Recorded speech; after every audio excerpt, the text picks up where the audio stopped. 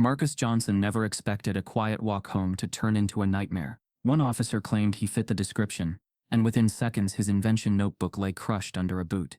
Treated like trash because he wasn't meant to be the genius behind it. But when Marcus whispered one sentence that made the officer freeze, everything shifted. Because the truth he carried was bigger, darker, and far more dangerous than the racism unfolding on that street. And the moment he opened his backpack, everything changed. Before we deep dive into this interesting story, subscribe to our channel, and tell us where are you watching from. Share in the comments below. Marcus Johnson settled into his seat near the back corner of room 2114, resting one elbow on the rough wooden desktop and leaning over his notebook. The late morning sun slanted through the dusty glass windows, casting a warm glow across scattered papers and textbooks. While the rest of the class labored over a standard worksheet, Marcus's sketchbook lay open, revealing intricate pencil lines and careful shading, a rudimentary blueprint for a compact foldable water filtering device he'd been fantasizing about for weeks. He drew quietly, lost in his own world of mechanical pivots, curved tubes, hidden chambers. He didn't look up when Mr. Hammond clipped the bell 3 minutes before the hour ended. The hum of scribbling pencils met with occasional creaks of chairs shifting. The room felt safe, like a cocoon where ideas could breathe. Marcus's lips were pressed tight, brows slightly furrowed, as he refined a hinge joint detail that he believed could make the device collapsible and easy to transport. But safety evaporated the moment Mr. Hammond strode to the front, yanked the sketchbook from Marcus's grasp mid-stroke, and slammed it onto his desk. The notebook's pages erupted with a sound like dry leaves rustling. Sharp, sudden. A hush stretched across the class. Pencils paused. Heads turned. Marcus's heart thudded in his throat. His pen hovered in midair, the lines on paper still soft beneath its tip. "Marcus Johnson," said Mr. Hammond, voice tight and cold. The classroom lights flickered overhead. Or maybe it was just the shock in Marcus's mind. "What is this? Are we in some art class now? Or is this childish fantasy time?" A smattering of nervous laughter broke out, a brittle sound that echoed off the walls. Marcus couldn't speak. He stared as the teacher flipped through the pages, blank disdain etched on his face. Every careful technical drawing, the spiraled valves, the cross-sectional tubes, the collapsible joints, was dismissed with a single sneer. Mr. Hammond's eyes narrowed, his lips twisting into a smirk. He raised the sketchbook high, as if displaying a toy rather than a student's idea. "Let me guess, you want extra credit for doodling spaceships and fairy dust," he said, louder now so everyone would hear. That's when the real laughter began. It bubbled up from desks, rippling across rows, blunt and merciless. Girls nudged neighbors, boys snickered behind hands. And in the middle of it all, Marcus felt the walls close in. He stared at his own hands, as though they belonged to someone else. The pencil still hovered, but the lines on paper blurred. One of his classmates, a tall boy named Derek, leaned over and whispered with a grin, "Nice dream, Martel. Or should I say Martian Johnson." The laughter around him grew thicker. Marcus's ears burned, his cheeks flushed. Suddenly the pencil felt heavy, grotesque. Mr. Hammond shut the sketchbook with a thud and leaned toward Marcus. "See here, all of you," he said, voice smooth and controlled again. "This is why we focus on fundamentals first. Algebra, grammar, biology. Not these fantasies. Some of you might think you're inventors, but you're just kids with crayons." For a moment the class was quiet. Then pens scratched resumes of mindless equations. Chairs scraped back, bag straps scraped as textbooks shut. Still, Marcus felt the shame burning. Hot. When the bell rang, most of the students piled out, chatting, exchanging jokes about Martian Johnson's rocket. A few lingered to glare or whisper. Marcus stood very still. He didn't reach for his sketchbook. He didn't move. Mr. Hammond collected the notebook, tucked it under his arm, and tucked his mouth into a satisfied line. He looked over the spilled papers on Marcus's desk, math worksheets, notes about photosynthesis, and shook his head as if he'd just saved the class from some dangerous distraction. Marcus felt naked, exposed. His back ached. His fingertips tingled as though the pencil in his hand had stung him. He said nothing as he slowly packed his bag. The chatter outside the door sounded distant. When the hallway swallowed him, the noise peeled away. The warmth of sunlight felt alien. He walked toward the lockers with slack shoulders, eyes ahead, trying not to let anyone see the shame flickering across his face. A few doors down, he passed his friend Layla, who gave him a quick sad look. She didn't speak. She didn't need to. Her eyes said everything. I'm sorry. I didn't know. That was wrong. But among the crowd of laughing faces, even compassion felt strange. That night, at home, Marcus couldn't shake the memory. In his room, he pressed the sketchbook to his chest. The faint lines of graphite seemed to hum beneath the pages, like a secret heartbeat. He felt a mixture of anger, hurt, humiliation, a bitter cocktail swirling in his stomach. But there was also something quieter, a pulse of stubborn defiance, soft and insistent, like a whisper in darkness. Because even as the laughter faded, somewhere deep inside, Marcus realized this sketchbook, these drawings, were more than childish doodles. They were his way out of being overlooked, his way out of being treated like nothing. As he drifted into uneasy sleep, the sketchbook lay on the desk, alone under the moonlight. The pencil lines glowed faintly in the darkness. Somewhere deep in his mind, Marcus heard a voice, quieter than sorrow, sharper than regret, asking, what if they were wrong? He didn't know the answer yet, but he knew one thing. He wouldn't forget what happened to him today. And somewhere far beyond that classroom, the first spark of his rebellion flickered, small, unsteady, but alive. But the sketchbook, the evidence of his idea, was now in Mr. Hammond's drawer. In the silence of his room, Marcus felt a cold dread settle in the pit of his stomach.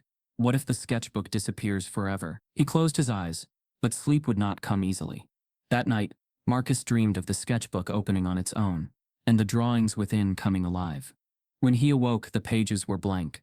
Marcus walked home more slowly than usual, each step feeling heavier than the last. The autumn air carried the scent of dry leaves, but nothing felt crisp or beautiful to him today. The humiliation from earlier pulsed like a bruise he couldn't press without wincing. The laughter, the whispers, the sound of Mr. Hammond's voice cutting through the room, it all replayed in his head in sharp looping fragments. He kicked a pebble down the sidewalk, watching it clatter ahead of him.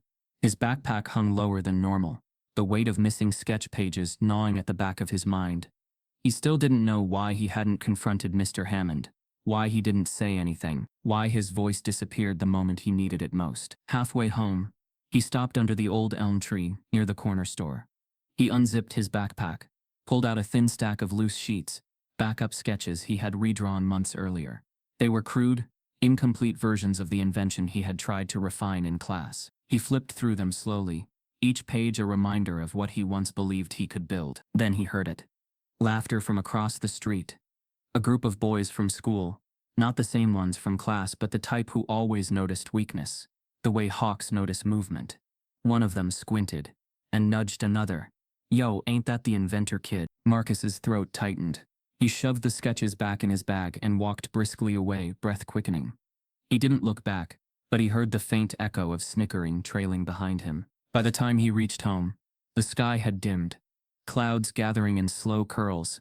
His house, a small beige rental with peeling paint around the windows, felt like the only place left where he didn't have to defend himself. But even inside, he couldn't outrun the shame. He went straight to his room, closed the door gently, and then, after a moment, locked it. The click sounded too final, too certain. He pulled the backup sketches from his bag and spread them across the desk. His breath hitched when he saw the rough pencil strokes. They no longer looked like inventions.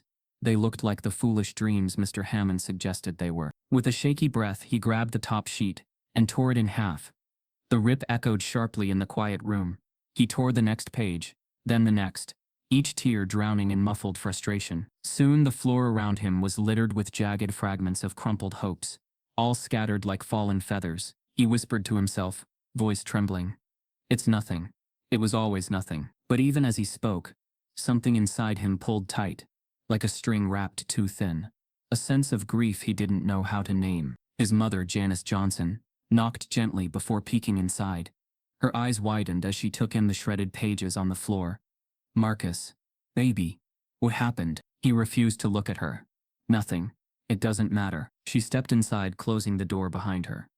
It matters if you're tearing your work apart. It's not work, he muttered. It's just drawings. Stupid drawings. Janice crouched beside him, picking up a torn corner that showed the faint outline of one of the hinge designs. I've watched you spend hours on these. They aren't stupid. Something hurt you today. Talk to me. He swallowed, jaw tightening. Mr. Hammond took my sketchbook, made fun of it, made fun of me. Everybody laughed. He forced himself to keep speaking, but his voice cracked. He called it childish fantasy. Like I'm supposed to stay in my lane. Like someone like me can't think big. Janice's expression darkened in a quiet, controlled way, the type of anger that simmers in a mother's chest without spilling over. He said that to you, and more, Marcus whispered. It doesn't matter now. He kept the sketchbook. She reached out and placed her hand over his. Baby, listen to me.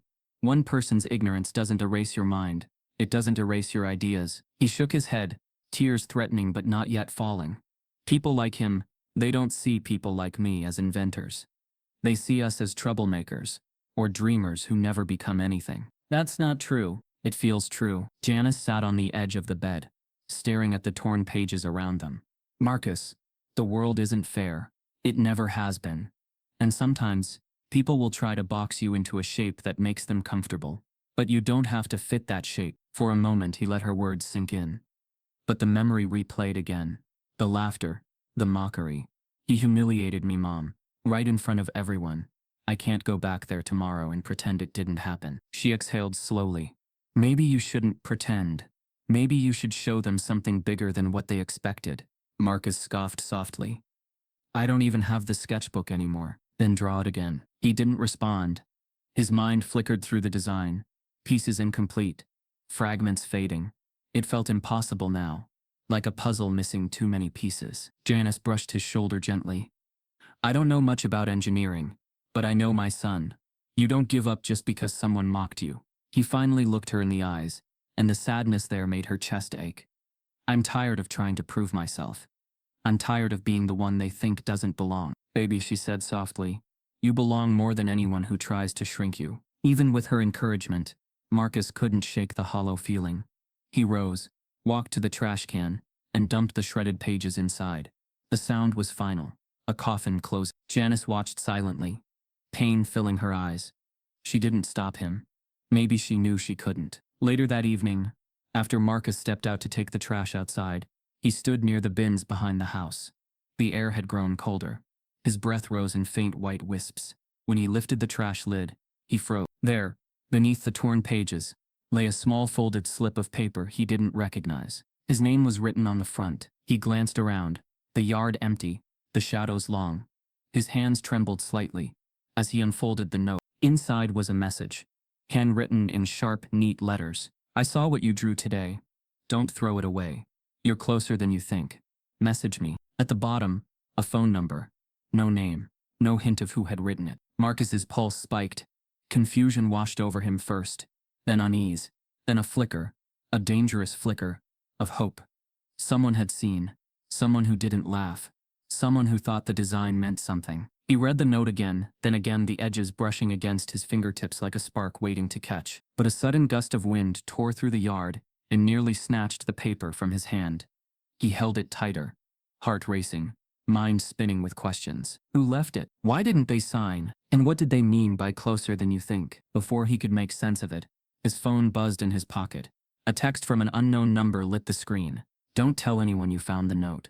Especially not your teacher. Marcus's breath caught in his chest. He looked around the shadowy yard again. No movement, no voices. Just the wind. But the message was real.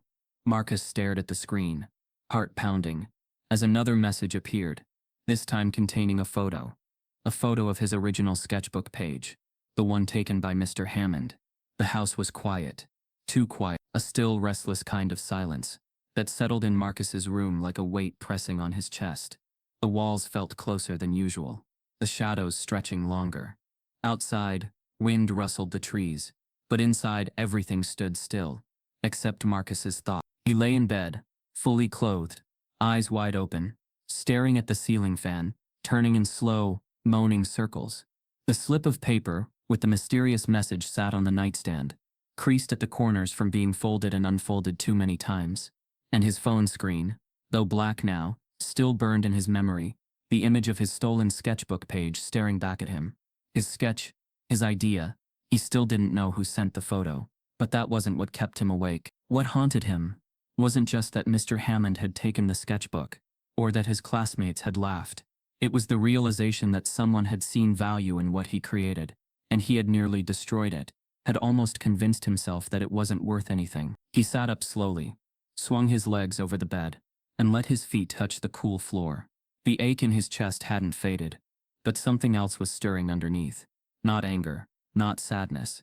Something sharper, clearer. Curiosity. Marcus rose and moved to the small desk by the window. The trash can beside it still held the torn sketches from earlier. He hesitated for a second, then crouched and began pulling out pieces, flattening them against his thigh. Many were beyond repair, ripped straight through diagrams and notes, but others still held bits of the original design.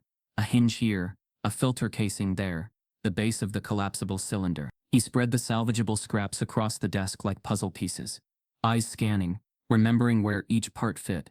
He could almost hear the pencil scratching again, feel the pressure in his hand from the hours he'd spent drawing. Reaching into the drawer, he pulled out a fresh sheet of graph paper and his mechanical pencil. The lid clicked out in a familiar rhythm. His rhythm, as the tip touched paper. He hesitated, only for a moment, then drew the first line. The moment it began, something shifted inside him. This wasn't just redrawing. This was rebuilding, rethinking. Each stroke brought clarity. He remembered how the old design required external pressure to collapse, a flaw. He adjusted the center joint to operate with a locking gear instead. He added a bypass valve to reduce water pressure at the exit point, something he hadn't thought of before. He flipped through old notes for inspiration, recalling a documentary on disaster relief, where portable water was a crisis issue. That's what this could be, a real solution. Not some sci-fi fantasy, real tangible change. His hands moved faster, pencil darting across the page, as if trying to keep pace with his mind. Numbers and notations followed, each one sharper, smarter, more refined than what he had drawn before. This version wasn't a dream, it was a blueprint, and for the first time since the humiliation, Marcus didn't feel like a joke. He felt powerful. He leaned back, exhaling slowly, the quiet of the room now buzzing with energy. The design still needed work, but it was alive again. And he wasn't doing this for a grade, or for approval. He was doing it for himself. Then his eyes fell on the folded slip of paper again. The photo. The message. Someone out there knew the value of this idea. He opened his laptop cautiously, his fingers trembling slightly as he typed the number into a reverse search site. Nothing. No name. No linked account. No trace. Whoever had contacted him was careful, intentional. He considered texting back, asking who they were, but he knew better than to move too fast. Whoever they were, they had access to the original sketchbook, which meant either they were close to Mr. Hammond, or something worse. He clicked back to the photo, zoomed in on the background. The surface underneath the sketch wasn't Mr. Hammond's desk. It was smoother, metallic, maybe a copy machine. Maybe someone at school had seen the sketchbook lying around and secretly made copies before Hammond noticed. A student? A janitor? An assistant? He couldn't know. But one thing was suddenly clear. This wasn't over. In fact, it might just be beginning. As he saved the revised sketch and labeled the file Prototype V2.1, a faint knock came at his door. 3 slow taps. Then silence. Marcus froze. It was nearly 1 a.m. He rose slowly, cracked the door open. His mother stood there, wrapped in a thin robe, her eyes heavy with sleep, but still sharp. "I saw your light," she whispered. "Everything okay?" He hesitated, then nodded. "Yeah, just working." She glanced past him at the desk. Her eyes landed on the new sketch. "Is that? It's different now," he said. "Better, I think." Janice smiled faintly. "You always rebuild stronger, Marcus. It's who you are." He didn't say anything, but the warmth of her words settled deep. A quiet reassurance. She leaned forward, kissed his forehead gently. "Don't stay up too late." As she left, Marcus returned to his desk. He stared at the new blueprint, eyes scanning every line, every number. The design wasn't perfect, but it was something real, and it belonged to him. He leaned back again, just as his phone buzzed. Another text. "Same number. You're getting close. Don't stop now." No name. No explanation. Just encouragement. Marcus stared at the screen. Who was this? Before he could respond, another message came through. "They're watching him now. He knows someone took it." Marcus's blood ran cold. The next text flashed in, only 2 words long, chilling and impossible to ignore. "Check locker." Morning crept in before Marcus was ready for it. His eyes burned from lack of sleep. And the final text, check locker, replayed in his mind like a drumbeat. He didn't know what waited for him at school or who the mysterious sender was. But one truth had settled into him overnight. He needed a place to work, somewhere no teacher could confiscate his ideas, no classmates could mock them, and no eyes could watch unless he chose to let them. School felt unsafe, his room felt small. But behind his house, past the leaning chain-link fence and dry grass, sat a forgotten structure, a narrow shed built decades ago, barely standing, half swallowed by thorny vines. Most kids in the neighborhood called it a garage, even though it had never held a car. The old wooden door hung crookedly, and a broken padlock dangled from its latch. To Marcus, it looked like possibility. After dropping his backpack inside, he stepped toward the shed with a careful, almost reverent pace. His breath fogged softly in the early cold, and dew glistened on the cracked planks. When he pulled the door open, it groaned as though waking from a long, resentful sleep. Dust clouded upward immediately. Inside, the air smelled of rust, earth and the faint tang of old oil. Random items cluttered the space: a half-flat basketball, a rusted rake, a crate of screws from 3 different decades, a broken lawnmower whose cord hung like a snapped tendon. But beneath all the decay, Marcus saw it: space. Enough room to build what he imagined. Enough privacy to think, to fail, to start again. This could work, he murmured, voice still gravelly from the night before. He spent the next hour cleaning, sweeping the floor, raised clouds of dust that clung to his clothes. He tugged cobwebs down with a stick, pulled brittle leaves from corners, and stacked old tools along one wall. Each small improvement sharpened his resolve. Here no one would snatch his ideas. No one would mock him while copying them behind his back. No one would call his invention childish fantasy. Here the rules were his. When the space was clear enough to move around without tripping, he went inside the house and scavenged for anything he could use. A hammer with a splintered handle, leftover PVC pipes from a lone plumbing repair, duct tape with only a quarter roll left, metal brackets, mismatched screws. He gathered everything into a cardboard box and carried it to the shed like a lifeline. Then he took out the refined drawing, prototype V2.1, taped it against the tool shelf and stepped back. The blueprint stared at him with a quiet challenge. "You're either real," he whispered, "or you're not." With that, he began. He cut PVC pieces into segments, measured carefully with a worn-out ruler. He sanded edges smooth using an old block of wood, wrapped in thin sandpaper. Each step required patience. But every time a part fit the way he envisioned, something bright flickered in his chest, a small glowing pride. Still, his mind drifted back to the text. Check locker. Why now? Why after encouraging him? Marcus shook the thoughts away for the moment and focused on the build. He attached the first joint by carving a small groove and heating the PVC over a candle flame so it could bend into shape. The scent of melting plastic filled the shed, harsh but promising. When the first hinge clicked together and held its form, he exhaled a long breath he hadn't realized he'd been holding. "Yes," he whispered. "This is it. This is really happening." But then a crack sounded above him, a board in the roof shifting. Marcus stiffened. If the roof gave way, he was done. The shed wasn't meant for work like this, but it was all he had. He gently pushed the part aside, climbed onto a crate, and tapped the ceiling beam. The wood held, barely. He climbed down and resumed the prototype, now attaching the inner filter housing. He didn't yet have the materials for real filtration. Activated carbon, mesh screens, micropore membranes. But he could build the outer frame and internal structure for now. He used makeshift tools, improvising clamps from clothespins and weights from old canned goods. Hours passed without him noticing. The shed warmed from the sunlight sliding in through cracked panels. Sweat beaded on his forehead. His fingers grew raw, but the device began to take shape. Not the final version, far from it, but a body, a skeleton. Something he could hold, something real. He paused, lifting the half-built prototype. Under the dim light, the structure cast a slanted shadow across the floor. His heart beat faster. "This could work," he whispered. "This could actually work." Then he heard footsteps crunching on the dry leaves outside. He froze. The shed door rattled once, then swung open. Sunlight spilled in. "Marcus," his mother's voice called, concern threading through every syllable. "I've been looking for you for 40 minutes. He lowered the prototype, relief and embarrassment mixing in his chest. "I was just working on something." Her gaze traveled across the scattered tools, cut PVC, tape diagrams. Her brow softened, but her worry didn't leave. "You should have told me. It's not safe in here. And what if the landlord comes early?" The reminder hit him like a shove. The landlord, Mr. Reinhardt, had announced an inspection for tomorrow afternoon. He was strict, easily irritated, and notorious for raising rent when he found tenants modifying anything on the property. If he saw this workspace, this equipment, this ambition, he would force them to dismantle everything, maybe even threaten eviction. "I'll clean it before tomorrow," Marcus said too quickly. "I promise." She stepped fully inside now, brushing dust off her sleeve as she looked at the blueprint taped on the shelf. Her expression shifted, pride pushing through worry. "That's your invention? The one your teacher—" She didn't finish the sentence. She didn't have to. "Yeah," Marcus said quietly, "but I'm rebuilding it.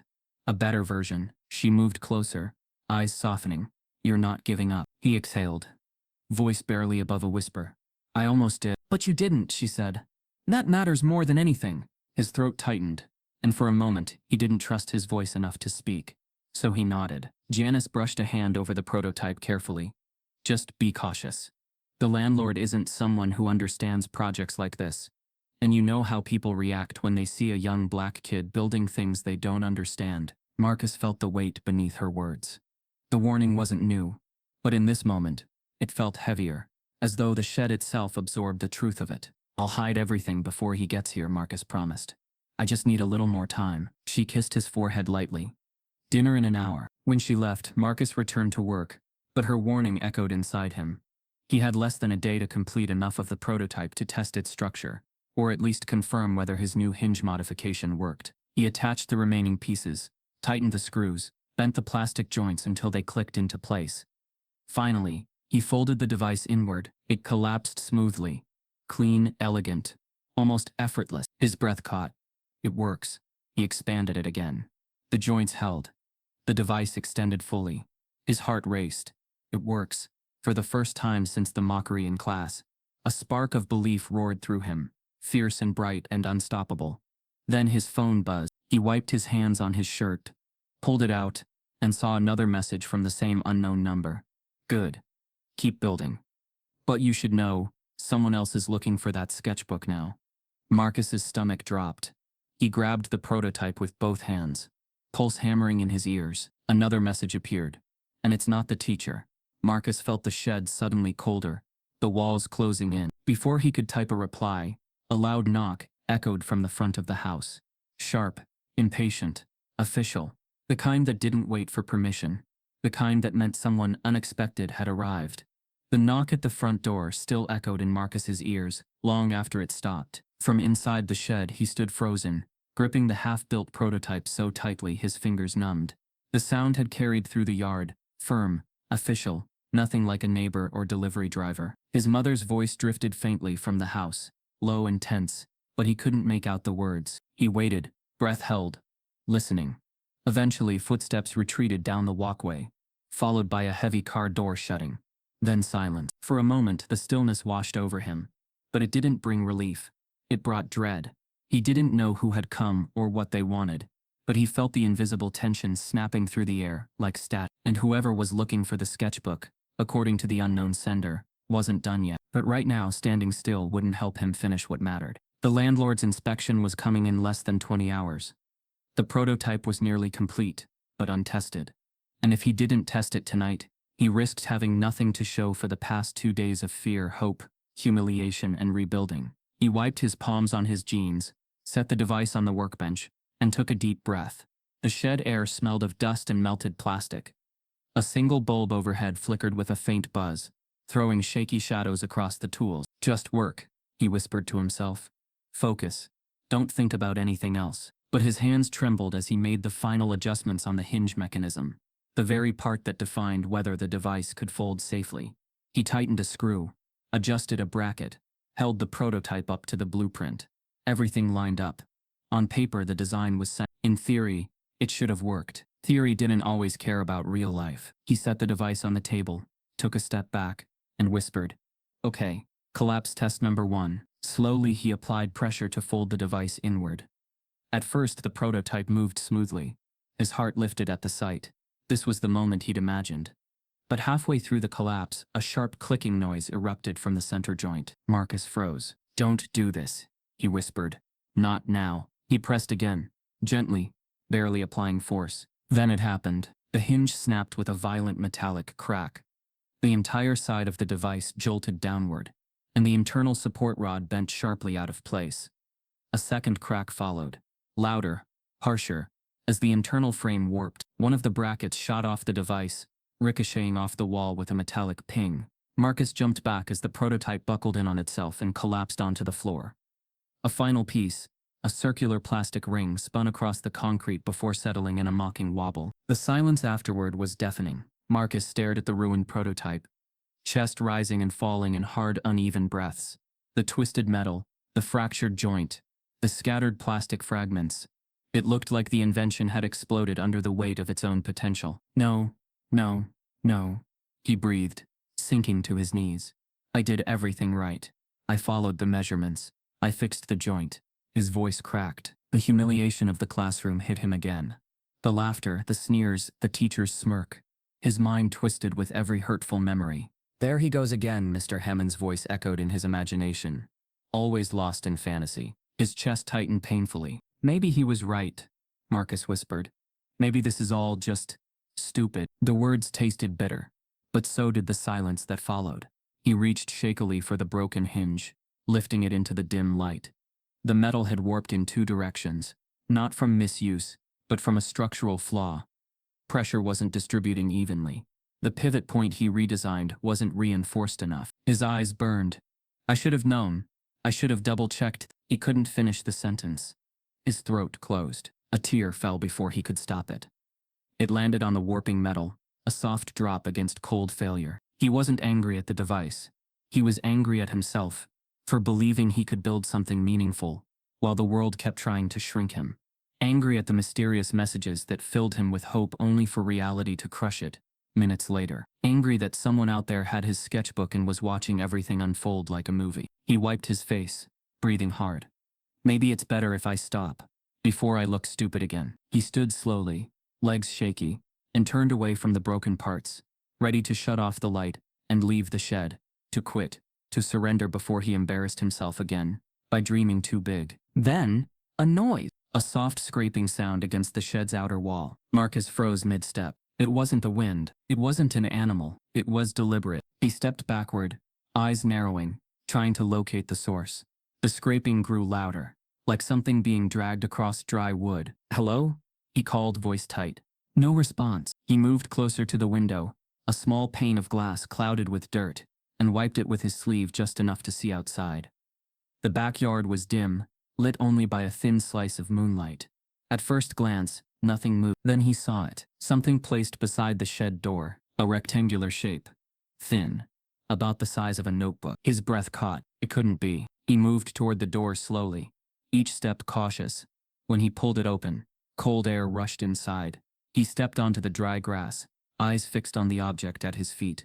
There, lying against the shed door as if someone had left it gently and slipped away into the night, was his sketchbook. Not a copy, not a loose page. The entire sketchbook, Mr. Hammond confiscated. His name was still written on the top corner in faded Sharpie. A small smear of graphite smudged the cover, the same one he remembered making a month ago.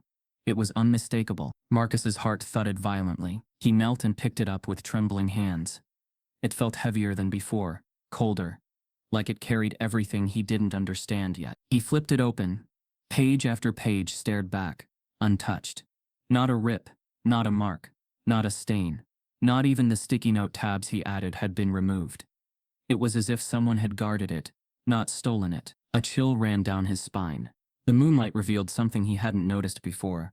A small slip of paper tucked between the pages. He pulled it out. A new message, written in the same sharp handwriting as the first note. Now you know it's real.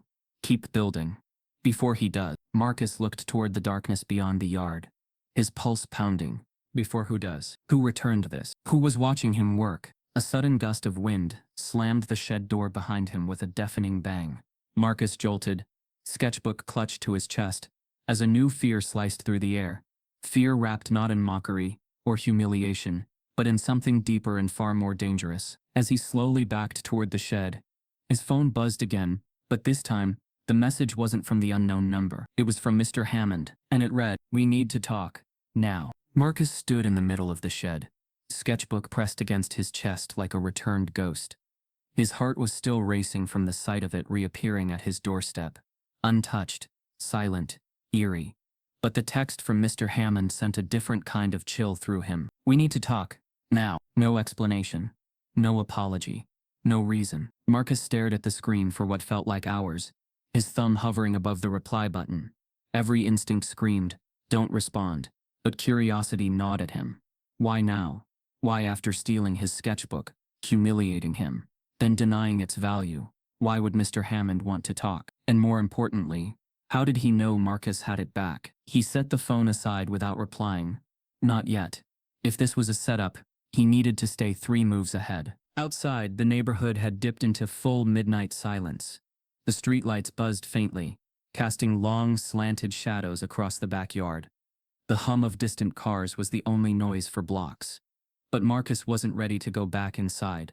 Not yet, not while his thoughts were still tangling with confusion and question. So he sat on the concrete step, just outside the shed, sketchbook in his lap, flipping slowly through the pages. He traced the edge of his earliest drawing, the first version of the device he'd now rebuilt and ruined once already. His fingers paused on the water filtration diagram, where he'd drawn clean water emerging from a modular cylinder, arrows pointing from contaminated to drinkable. He remembered the day he'd drawn it, after watching a documentary on Flint's water crisis in school. Nobody in class cared. The teacher didn't even finish the film. But Marcus went home, opened a blank page, and began solving a problem nobody asked him to. "You back at it again?" The voice came from the side. Too close. Marcus startled, his head jerking toward the sound. A tall man leaned against the edge of the fence, half shadowed by darkness.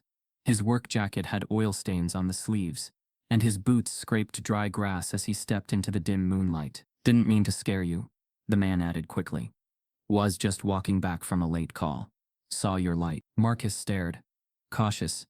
"You are who?" "Name's Curtis. Curtis Weller. I fix things. Electrical. Plumbing. The broken stuff people stop noticing." Marcus stayed quiet, eyes narrowing. He'd seen Curtis around the neighborhood. Sure, the man was always biking from one job to the next, always covered in grease or dirt. But they'd never spoken. And something about him tonight, the way he stood just outside the shed's glow, like he didn't want to be fully seen, felt too intentional. "You always work this late?" Curtis asked, nodding at the sketchbook. Marcus offered only a shrug. "I guess." Curtis stepped closer, slow and deliberate, until he could see the blueprint page Marcus had flipped to. "Looks like filtration." Marcus instinctively folded the book shut. Curtis smiled faintly, not offended. "Smart kid, don't show your cards too easy." He gestured toward the shed. "Whatever you were doing in there, it's more than schoolwork, ain't it?" Marcus didn't answer. He didn't need to. Curtis lowered his voice slightly. "I've seen that look before. Kid trying to build something the world thinks he got no business touching." Marcus's eyes flicked toward him. "Guarded," Curtis continued. "Used to be a welder before I got pushed out by some corporate firm. Too many rules. Not enough room for people who look like me to rise. You get what I'm saying?" Marcus nodded once. That, at least, was familiar. "I got no degree," Curtis added. "But I know people. People who pay for ideas. Real ones. Not those classroom clowns who laugh at you for thinking too big." That got Marcus's attention. "People who pay?" he asked, careful not to sound too interested. Curtis's smile widened. "Just a little. Design firms. Think tanks. Green tech startups. They don't care what school you go to. They care if your ideas work. If they can scale. If they can patent it before anyone else does." Marcus's stomach tightened. The idea was seductive, finally being taken seriously. Maybe even funded. Not laughed at. Not dismissed. "What do they want in return?" he asked. Curtis tilted his head. "That depends. Most of them just want rights. Intellectual property. Ownership. You license it. They make millions. You might get your cut. You might not. Depends on your terms. And who brings you in." Marcus frowned. "And you'd bring me in." Curtis paused. "For a price." There it was. Marcus's shoulders stiffened. "What kind of price?" Curtis stepped a little closer, his voice low now, almost conspiratorial. "Not money. I don't need your wallet. I need partnership. If what you've built is real, I'll put my name behind it, get you in a room with the right people. But I stay on. I get 30%. No questions asked. That's my price." Marcus stared at him. You haven't even seen it yet. I don't need to. I saw the way you jumped when it broke. You believed in it. That's enough. Marcus looked down at the sketchbook again. His pulse was climbing. This wasn't what he expected tonight. And yet here it was. Someone seeing value before proof. Someone offering to crack open a door he couldn't even knock on before. But there was something slippery in Curtis's eyes. A gleam that didn't feel fully honest. You said they'll patent it. What happens if they do that and cut me out? Curtis exhaled. That's the game. Happens every day. Especially to kids without lawyers. Kids who look like you. That's why you need someone who understands the system to help you play it. Or at least survive it. The air between them thickened. Marcus folded the sketchbook tightly. I'll think about it. Curtis didn't press. You should. But don't think too long. He turned to leave, then paused at the edge of the yard.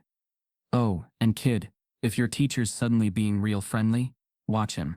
That's not how this usually goes. And with that he vanished into the night like fog. Marcus stood still, sketchbook still clutched in his arms. This was too much. Too fast. But the worst part, Curtis was right about one thing. Mr. Hammond's message made no sense.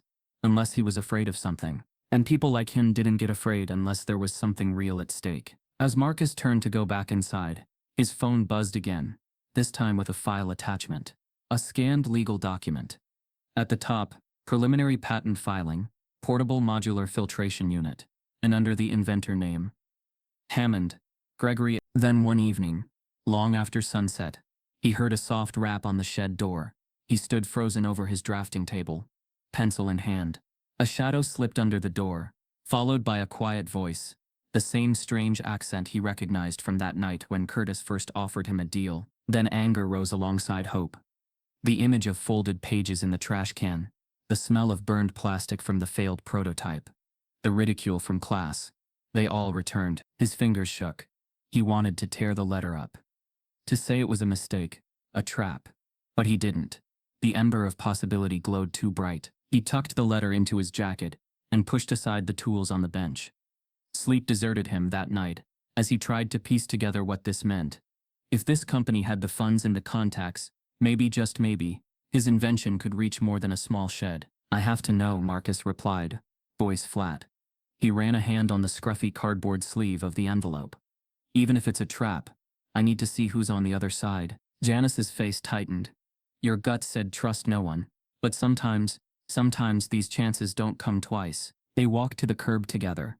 A black sedan coasted to a gentle stop in front of them. Tinted windows, quiet engine hum. A driver stepped out, nodded at Marcus, and opened the rear door. Ms. Johnson, you're more than welcome to ride too, the driver offered respectfully. Janice hesitated, then placed a hand on Marcus's shoulder. Go ahead, she said firmly. Just keep your head clear. The ride to downtown was smooth. Streetlights blurred into streaks, buildings rising like silent watchers. Marcus's heart pounded despite the hush. Part excitement, part dread. Arriving at the building, he was led into a lobby that smelled of polished glass and expensive floor polish. A reception woman greeted him with a tight-lipped smile. She guided him to the elevator. The doors slid shut with a soft hiss. On the short ride up, Marcus stared at the buttons, each floor numbered beyond what he'd ever cared about. His reflection in the metal wall looked sharper than usual.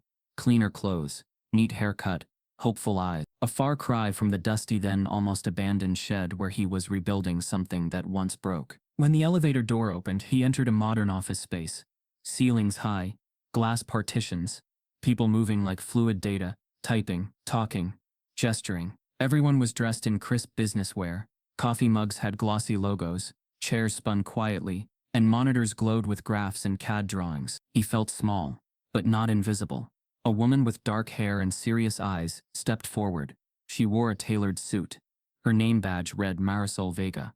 Marcus Johnson, she said, extending a hand. Thank you for coming. He shook it, voice dry. Thank you for the opportunity. She gestured to a conference room. Please, follow me. Inside was a long polished table, empty seats around it. A large glass window looked onto the city street below. The city looked gray and alive. Marisol placed a thick file on the table and pushed it toward him. This is the preliminary term sheet. Funding, prototyping support, contacts. 100K seed money for a pilot run. You'd own 10% equity. We'd manage the rest. If sales go well, you get royalties. Marcus's pulse spiked. A quick glance at his clothes. A worn jacket. This felt improbable. You must understand. She continued. We get dozens of pitches a month. Something about yours stood out. A portable filtration system. No electricity needed. Collapsible design. Great for disaster zones. Relief efforts. Developing regions. We already work with NGOs that manage clean water distribution. He nodded slowly. That's what I envisioned. Clean water. Accessible. Marisol looked him in the eye. We like vision, but we need execution. We have manufacturing partners in Asia, Europe. We can move fast. Give us 6 months, and we could be shipping units worldwide. Hope soared in Marcus's chest. But beneath it something cold whispered. And after 6 months, what about me? She smiled professionally. Your 10% becomes worth a lot, if it takes off. And by then you'll have the data to negotiate more. He considered it. It felt like stepping onto a tightrope stretched across a canyon. Thrilling. Terrifying. Then Marisol slid another sheet forward. This one titled, Non-Disclosure and Assignment Agreement. Marcus's brow knit. He cleared his throat. If I sign this, what stays mine? Legally? She pressed. The concept belongs to the company. After transfer, you get recognition and compensation per agreement. He looked down at the fine print. Small letters dense like secrecy, wrapped in ink. Ownership, rights, assignment, royalties, arbitration, jurisdiction clauses. It read like someone taking the soul of the idea, while giving him a price tag. Marcus felt the room shift. The air turned colder. He realized the deal wasn't just a partnership. It was a handoff. Their money meant control. Control over his idea, over his creation, over his future. What about record of original work? He asked, voice low. I've got dated sketches, notes, the original filing. Marisol's eyes flickered. That's why we offer the 10%. This is standard. Others before you agreed. They built with us. They were rewarded. A voice inside Marcus, his gut, his denied voice from classroom ridicule, screamed. They saw you as a kid with crayons. They still do. He leaned back in the chair, uncertain. The film of excitement tinted by doubt. He thought of all the nights in that dusty shed. Hands raw, ideas fragile. He thought of the collapse, of the copy of his sketchbook mysteriously returned. But with a warning. Before he does, who was he? And did this company know more about the sketchbook's theft than he did? Marisol stood up and extended her hand again. We need your answer by tomorrow morning. The board meets. We need to move quickly. Marcus closed his eyes for a moment. Images flashed, mockery in class, torn sketches in the trash, midnight rebuilding, final buckle of a hinge. They weighed on him. He opened his eyes. I need time. She nodded, expression neutral but firm. You'll hear from us soon. He exited the building under a dull, overcast sky. The city hummed around him. Cars, distant sirens, footsteps on pavement. Everything looked normal. But inside the world had shifted. His invention was no longer a sketch in a school notebook, or a failed model in a dusty shed. It was a product on the verge of becoming big business. That should have felt like victory. Instead, it felt like walking onto an invisible platform built by someone else, with someone else holding the safety net. He rode home in silence. The driver dropped him at the curb. Janice stood there waiting, her eyes asking without words. He handed her the letter. She read the first lines, then looked up, her face lined with something like fear and disappointment. You're going to sign it, aren't you? She asked quietly. I don't know, Marcus whispered. He rubbed his forehead. It's the shot, but I don't know if I'm ready to give it away. She didn't reply. That night, Marcus lay awake on his bed. The shadows on the ceiling twisted slowly, like shapes trying to remind him of something. He thought of all the people who had laughed at him, who had told him fantasies aren't meant for people like him. If he signed, they'd win, in more ways than one. If he didn't, maybe nothing would come of it. Maybe the prototype would rot in the shed, and the idea would die. He reached for his phone. The screen glowed faintly in the dark. He opened the message thread from Curtis, the handyman, but no new messages, just the old ones. Warning, guiding, offering. He scrolled through the patent filing document Curtis had sent. At the bottom, where the inventor name had been changed, Marcus discovered something else he hadn't noticed before. A tiny footnote in fine print, almost invisible unless you zoomed in. It read, confidential.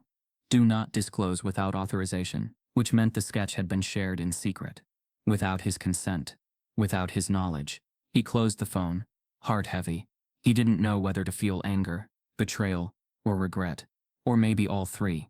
He understood now. This wasn't just about money. It was about control. And someone else had already laid claim to the control by filing first. As Marcus drifted toward uneasy sleep, a single notification popped on his phone. An email with the subject line, Urgent Prototype Review and Ownership Confirmation. Aquilon Tech Industries. He opened it. The first attachment. A photo. It was of Marcus's own shed, in the moonlight, with the half-built prototype inside, taken just hours ago. And beneath the image, a caption, "Do not respond until contract is signed." Marcus reread the email 3 more times, each pass sinking deeper into him like a stone dropped in cold water. The image of the shed, his shed, glowed on the screen in eerie stillness. The prototype lay half-assembled inside, caught in the thin beam of moonlight, like evidence placed deliberately for intimidation. Whoever took the photo had stood close, too close, close enough to touch the hinges, to pull the tarp aside, to look through every inch of his private space. And then that line, "Do not respond until contract is signed." His chest tightened. A command, not a request, not interest, ownership. He shut the laptop abruptly and stepped away from the desk, hands trembling. The shed, once a sanctuary, now felt like an exposed nerve. Every shadow near the window made him flinch. Every sound in the yard seemed louder, more deliberate. He whispered to himself, why would they do that? Why take a photo? Why send it? The answer curled in the back of his mind like smoke. To remind you they're watching. And to remind you they can take what they want. That thought crawled up his spine, settling into his bones. Still another thought rose, one almost as frightening. Maybe this is how success works. Maybe this is what it takes. Maybe fear is part of the cost of being noticed. He hated thinking that. He hated how true it felt. The clock on the nightstand blinked 11:42 p.m. its blue digits pulsing like a heartbeat. Tomorrow morning would determine everything. He could walk away and return to obscurity, or sign and enter a world built by people who already knew more about him than he knew about them. He paced the room, the floor creaking under the uneven weight of his steps. His mother had gone to bed hours ago, exhausted from her shift, and unaware of how the night was swallowing him whole. He didn't want to worry her. She already carried too much. He sat back down at the desk, opened the laptop again, and clicked the attachment containing the contract. The document unfurled across the screen, 14 pages dense with legal language. Words like assignment of rights, perpetuity, exclusive ownership, waiver, and irrevocable consent jumped out at him. His eyes skimmed the paragraphs, then slowed. A section titled Intellectual Property Transfer expanded under his cursor. Upon signing, all present and future iterations of the design shall become sole property of Aquilon Tech Industries, including prototypes, sketches, digital files, conceptual derivatives, and any related technological improvements. He whispered, future iterations. Everything? Another clause read, the inventor agrees not to disclose, present or develop any competing filtration product independently or in partnership with any third party without explicit approval. His stomach twisted. So I can't even build my own idea, unless they say so? But right beneath that clause was something worse. Something that felt like a fist closing around his throat. Any breach of this agreement may result in immediate legal action, including financial penalties exceeding 200. He leaned back in his chair, feeling a sudden wave of nausea. This wasn't a partnership. This wasn't opportunity. It was ownership disguised as investment. But then a second voice rose. The tired one. The desperate one. The one shaped by years of being mocked, overlooked, dismissed. Maybe this is the only door that will ever open for you. Maybe this is all you get. He stared at the line where his name should go. A blank space. Waiting. Demanding. His phone buzzed. A new message. Curtis. Heard they reached out. Be smart. Once you're in, you're protected. Out here, you're vulnerable. Marcus swallowed hard. Protected? Or controlled? He didn't know anymore. Another message followed. Your teacher filed first because you hesitated. The world doesn't wait for kids to catch up. Marcus slammed the phone face down on the desk. He hated the truth in those words. Hated that he had hesitated. Hated that Mr. Hammond had filed under his own name, trying to erase Marcus before he even started. Anger rose now. Steady. Consuming. He opened the contract once more, took a deep breath, and whispered, if I don't sign, they'll just steal it anyway. If I do sign, at least I get something. At least they can't keep freezing me out. His cursor hovered over the final page. A soft tapping sound came from his window, too faint to be threatening, too subtle to be ignored. He turned slowly. The wind brushed a low-hanging branch against the glass. Nothing more. But even the trees seemed to whisper warning. He clicked the signature line, typed his name, Marcus J. Johnson. A small button flashed blue. Confirm signature. His breath shook. The shed photo burned in his memory, a reminder that someone else was already moving faster than him. He clicked sign. The screen went black. No confirmation message, no thank you, no redirect, just black. As if the computer had been unplugged. He tapped the keyboard. Nothing. Touched the trackpad. Nothing. Then, slowly, in the center of the dark screen, white text appeared. Sharp, minimal, chilling in its calmness. Transaction logged. Ownership transferred. Marcus's mouth went dry. What does that mean? The laptop powered off completely. The room fell silent. He felt faint. He whispered again. What did I just do? Morning arrived with a heavy gray sky. Marcus felt the weight of last night as soon as he opened his eyes. He moved through the house in a haze, brushing his teeth, grabbing a backpack he no longer cared about, avoiding his mother's eyes as she tried to read his expression. He stepped outside. The shed sat quietly in the backyard. Too quietly, he approached it slowly, his heartbeat thudding against his ribs. He reached for the door, exhaled and pulled it open. Inside, the prototype was gone. Every tool was gone. Every scrap of PVC, every clamp, every makeshift hinge, even the blueprint he'd taped to the shelf. The shed had been stripped clean. He staggered back, gripping the doorframe. No, please. His phone buzzed.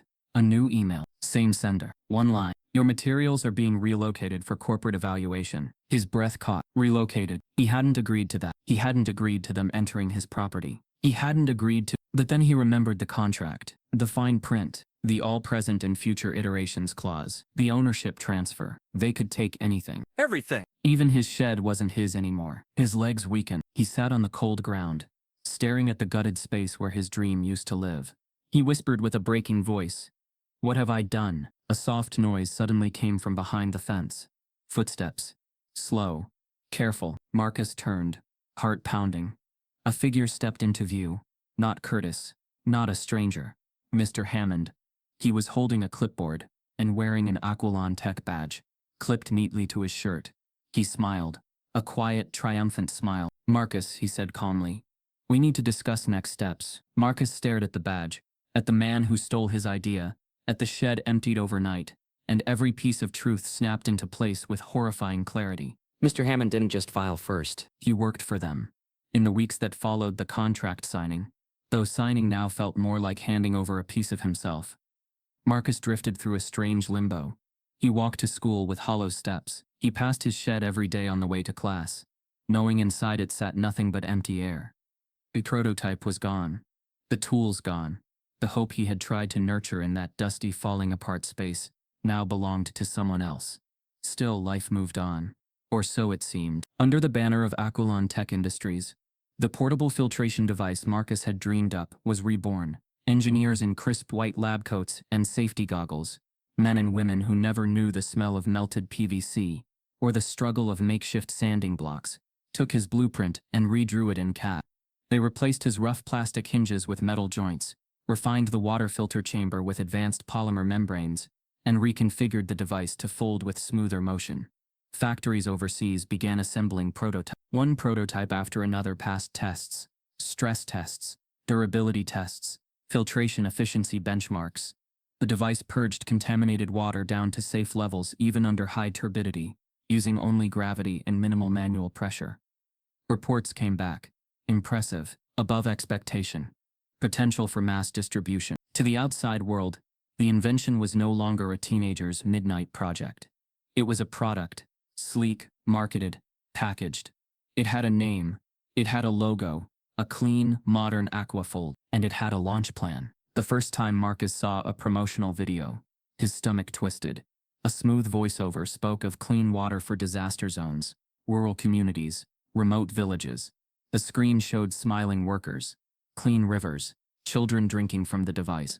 The credits flashed briefly at the end. Invented by Aquilon Tech Industries, Design and Innovation Team. No mention of a high school student. No mention of a shed. No mention of Marcus Johnson. He sat on the edge of his bed, remote in hand, staring at the screen. His name existed only in his memory. Now, a ghost behind polished logos and marketing gloss. Weeks later, investors, media people, and NGOs visited the factory's warehouse. Cameras rolled, lights flashed, executives posed in front of pallets stacked with aqua-fold units. Marcus was invited, more out of courtesy than respect. He sat in the back row of a packed presentation room, hands folded in his lap, face rigid. The CEO spoke of disruptive technology. The board praised the groundbreaking design, and the room erupted into applause when the first shipment orders were announced. He clapped, but his palms felt cold. After the presentation, a young woman with a clipboard, corporate PR, approached him. She smiled politely. "Congratulations," she said softly. "You should be proud." He nodded slowly. "Thank you." Her eyes flicked with something. Maybe pity, maybe calculation. She added, "We're putting your name in the internal notes. It may not be public, but it's in our IP records." He swallowed. His throat tightened. That wasn't recognition. That was a footnote, a detail hidden where no one cared to look. Over the next days, emails flooded. Shipping orders, partner requests, NGO outreach proposals, global logistics queries.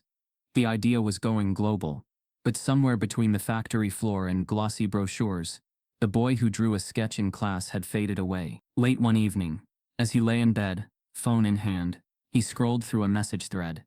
A friend from class had sent him a screenshot. Someone on a forum had posted the product, asking who the original inventor was. Comments ranged from praise to wonder to ignorant cynicism. One user wrote, "Some companies always trying to act like they invented everything. But no one knew Marcus." The thread credited Aquilon Tech. Not him. He closed the phone and turned away from the glow of the screen. Why had he signed away more than metal and plastic? Why had he signed away a name? Still, a small part of him wanted to believe. Maybe this product would save lives. Maybe, even without his name, it would change something. He tried to sleep. The ceiling fan spun slow, hypnotic circles. But sleep avoided him. Then, one morning, his mother knocked softly on his door. In her hand was a newspaper, a glossy, high-profile magazine, open to a 2-page spread on Aquafold. The title blared, "Clean Water Anywhere, the Device Changing Lives." Below the headline was a sleek photo of a smiling child drinking from a glass of clear water, Aquafold device beside her. Janice's eyes flicked to Marcus. This could do good, real good. He touched the page, forcefully trying to feel something.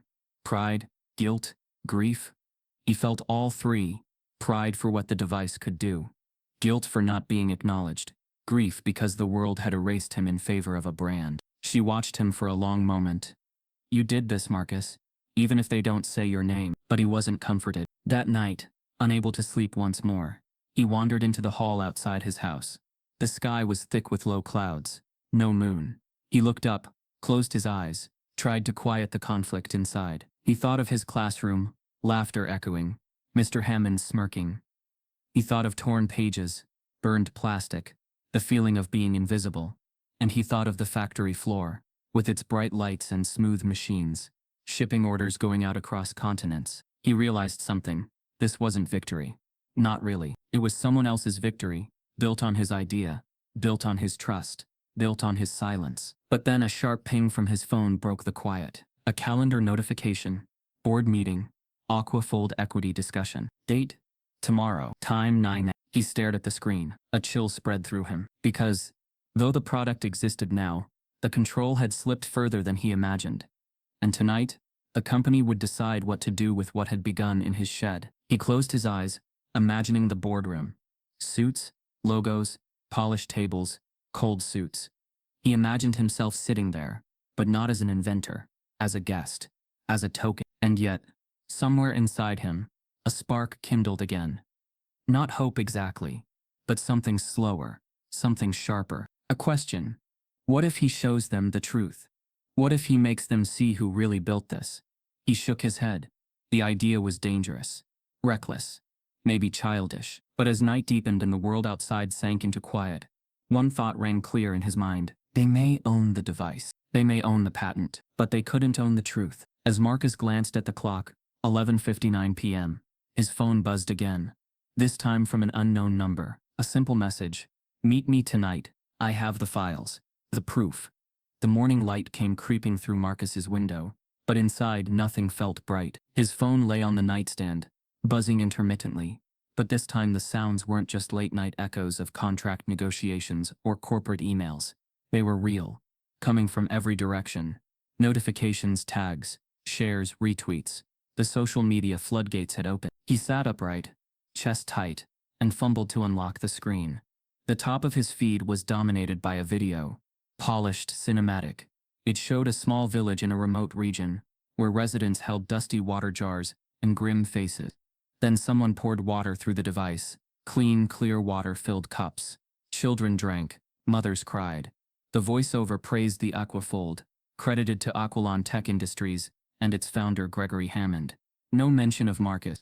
No hint of a teenager's midnight work in a dusty shed. Under the video, comments poured in. "This is amazing. How has nobody heard of this company before? Miracle for developing countries.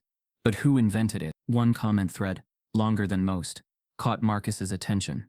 Someone had dug up an old yearbook photo, a blurry image from the school directory of 2 years ago. The face was unmistakable. Marcus Johnson, wearing the same crooked smile his mother remembered, standing beside classmates. The user posted it with the caption, "Somebody should ask, where did this kid disappear after inventing this?" Within minutes, a thread exploded. People speculated, was he a hidden genius? A prodigy exploited by a corporate machine? Others attacked. Why trust a kid with something this big? Maybe the company just faked it. The story spread beyond forums to tech blogs, water rights activists, social justice groups. A hashtag trended. "Where is Marcus Johnson?" Marcus leaned against the wall, phone clutched tight. The world he'd tried to wake up to now woke with a roar, and he felt like glass under a hammer. In his school halls the next day, he heard whispers. Lockers slammed. Some kids pointed, phones angled as though ready to record anything. A classmate greeted him quietly. "Dude, is that you in that post?" Another nodded, half smiling, half ashamed. Marcus said nothing. He didn't know what to say. His name was everywhere now, but only as a rumor, a ghost, a footnote behind a corporate brand. At home, the radio in the kitchen blared a news segment about Aquafold and its rapid impact on global water shortages. The anchor mentioned that the founder would travel to Geneva soon to meet with NGOs. Marcus's mother turned off the radio slowly, eyes sad and distant. She didn't look at him. She looked at the table. "That kid," she whispered, not looking up. She used the words but as though they were too heavy to own. Outside, the world cheered for the device. But inside Marcus, something fractured. The line between hope and shame splintered. Then another message. He tapped the screen. The sender was unknown. The subject, a link. The message line, "You see what's happening. They erased you. Now they want to erase all trace. We don't have much time." He hesitated. His thumb hovered over the link. Fear, anger, suspicion. They tangled low in his gut. He wanted to throw the phone, break it, bury the device once and for all. He didn't. The link opened. A folder.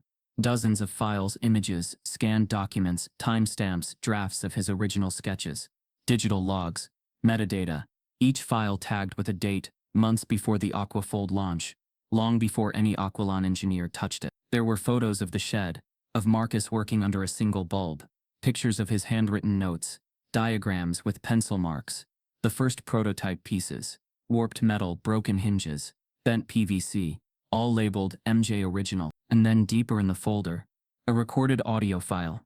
Ambient noise, distant traffic, the faint creak of a shed door, and a voice, a soft, urgent whisper.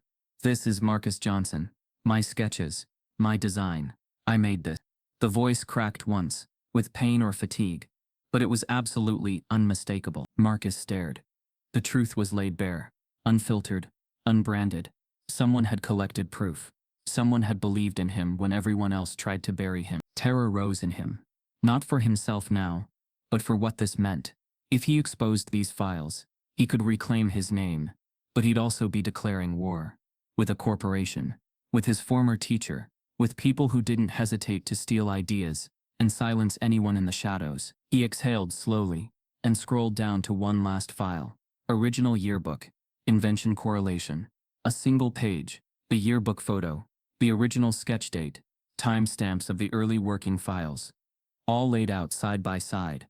It was a map, from classroom Snickers to global product. He closed the folder. His phone buzzed again.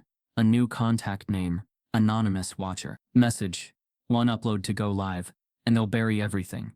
Tonight, before the board meeting. He closed the phone, muscles rigid. The world outside cheered. The company's stock rose. Media praised the miracle device. NGOs sent trucks to Africa. People who had never thought about race or class were suddenly sipping clean water, cheering for innovation. And yet, the child who built it, who believed in it, was still invisible. He closed his eyes. Tired. Burning. Angry. Silent. His mother knocked lightly on his door. He didn't respond. The air in the hallway felt heavy, loaded with expectation. He glanced back at the phone on the side table. The file still open, screen glowing faintly in the dark. He whispered softly, not sure if he meant it for himself or the ghosts that watched him. If they erase me, I'll make sure everyone remembers who I was. As his thumb hovered over upload, a new notification popped up. A news alert from a major global outlet. Whistleblower, original inventor of Aquafold speaks out tonight at 9 p.m. Marcus's breath froze. He wasn't alone anymore. But was he ready for what would come next? Marcus hadn't slept, not even for a minute. After the news alert claiming a whistleblower would speak out, his phone became a battlefield. Vibrations, notifications, unknown numbers flashing across the screen like warning signs. At first he thought they were more messages from the anonymous ally who had sent him the folder of proof. He was wrong. At 1:14 a.m., his phone buzzed again. Marcus swiped it open slowly, exhaustion tightening every muscle. A single text glowed against the dark screen. Stay quiet. Last warning. No signature. No number he recognized. He sat up in bed, eyes widening. His pulse thrummed in his ears. He wiped his palms against the blanket. The threat felt colder than any corporate contract. Colder than Mr. Hammond's quiet smile in his backyard. Colder even than the shed standing empty like a crime scene. He whispered to himself, "Who are you?" But there was no answer. At 1:26 a.m., a second message came. "You think the world will protect you? You're a minor mistake they'll erase. Stop now." His throat tightened. He swallowed hard, chest heavy. Whoever this was, they weren't trying to intimidate him for negotiations. They were trying to paralyze him. Silence him. Another message. "We know your family is home. Don't drag them into this." That one stabbed. Marcus dropped the phone, breath catching as though the air had thickened around him. For a moment, every sound in the house felt louder. The hum of the refrigerator, the ticking clock, his mother shifting in her room, his little sister's soft breathing from across the hall. He imagined shadows outside the windows. Imagined figures watching, waiting, deciding whether a teenager's courage was worth trouble. His courage faltered. For the first time since this nightmare began, he whispered something he never thought he'd say aloud. "Maybe I should stop. Maybe it's not worth it." And for a moment he believed it. The next morning, the air inside the house felt thick with worry he couldn't hide. At breakfast, his mother noticed the tremor in his fingers as he held his fork. "Marcus, what's going on?" she asked softly. He forced a smile. "Nothing, just tired." She stared at him, the kind of stare mothers used when they knew their children were lying, but didn't yet know how deep the truth went.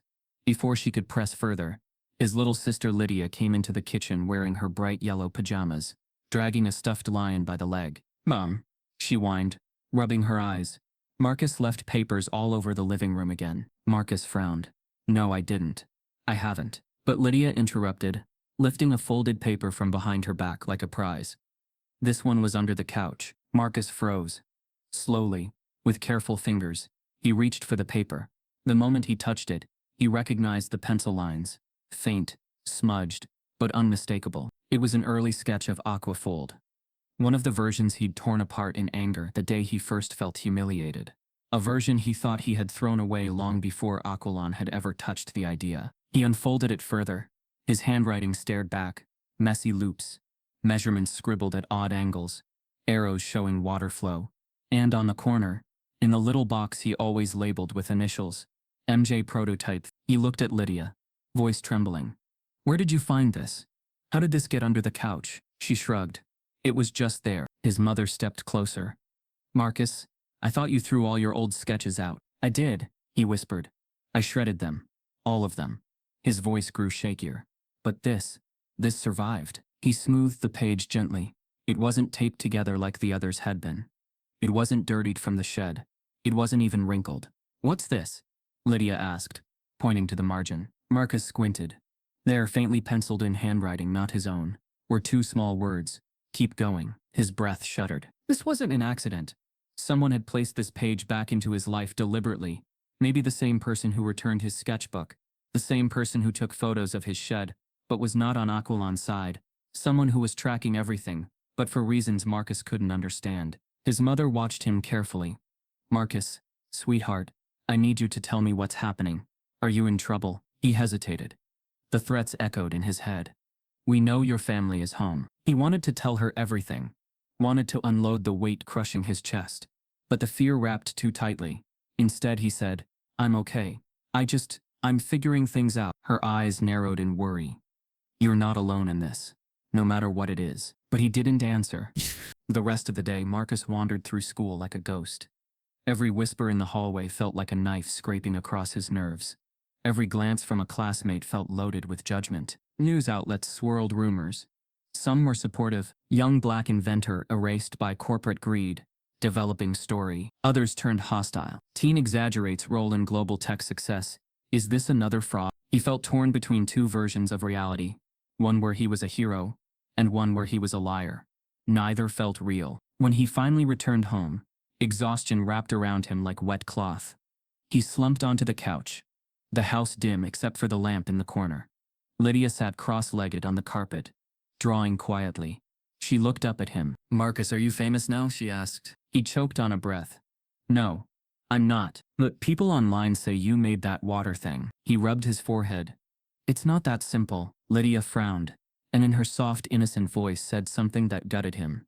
"But if you made it, why is someone else saying they did?" His vision blurred.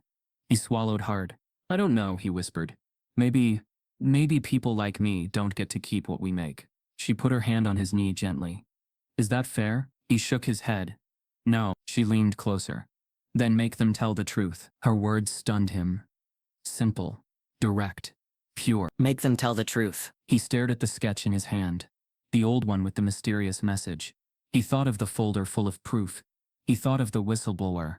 And he thought of every threat he had received, telling him to stay silent, stay small, stay scared. Then, deep within him, something shifted. Not fury, not pride, but clarity. Maybe he couldn't win in their world. Maybe he couldn't undo the contract. Maybe he couldn't erase the threats. But he could tell the truth, and the world, for once, was listening. He stood from the couch, feeling the weight of fear on one shoulder, and the weight of purpose on the other. He walked toward the shed door, sketch in hand. The night outside had grown colder, darker, but he no longer felt paralyzed by what waited in the shadows. Before he reached the door, his phone buzzed again. He lifted it slowly, expecting another threat. But this message chilled him in a new way. Sharp, targeted, unmistakably dangerous. "We know about the file you were sent. Delete it, or your family pays." He swayed, gripping the doorknob. The fear returned hard, a cold, crushing wave. But before he could react, Lydia tugged at his sleeve and whispered, "Marcus, there's something else in the couch." She held out a small flash drive, black, unmarked, chilling. "Found it near the place I found your picture." Marcus stared at it, dread and hope crashing together.